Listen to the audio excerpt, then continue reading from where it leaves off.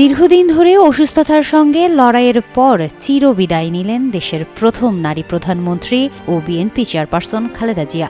রাজধানীর একটি বেসরকারি হাসপাতালে চিকিৎসাধীন থাকা অবস্থায় মঙ্গলবার সকাল ৬টায় তিনি শেষ নিঃশ্বাস ত্যাগ করেন। বিএনপি চেয়ারপারসনের প্রেস উইং এক বার্তায় জানায়, বেগম খালেদা জিয়ার মৃত্যু সংবাদটি নিশ্চিত করেন তার ব্যক্তিগত চিকিৎসক ও বিএনপির জাতীয় স্থায়ী কমিটির সদস্য অধ্যাপক ডাক্তার AZM জাহিদ হোসেন। এতে আরও জানানো হয়, এ সময় হাসপাতালে বেগম খালেদা জিয়ার জ্যেষ্ঠ ছেলে ও বিএনপি ভারপ্রাপ্ত চেয়ারম্যান তারেক রহমান, তার স্ত্রী ডাক্তার জুবাইদা রহমান, নাতনি জাইমা রহমান, ছোট ছেলের বউ শারমিলি রহমান, ছোট ভাই শামীম এসকান্দার, ছোট ভাইয়ের স্ত্রী, বড় বোন সেলিনা ইসলাম সহ সকল আত্মীয় স্বজন এবং বিএনপি মহাসচিব মির্জা ফখরুল ইসলাম আলমগীর ও বেগম খালেদা জিয়ার চিকিৎসায় গঠিত মেডিকেল বোর্ডের চিকিৎসকরা উপস্থিত ছিলেন। তার মৃত্যুতে পুরো দেশের রাজনৈতিক অঙ্গনে নেমে এসেছে গভীর শোক ও স্তব্ধতা।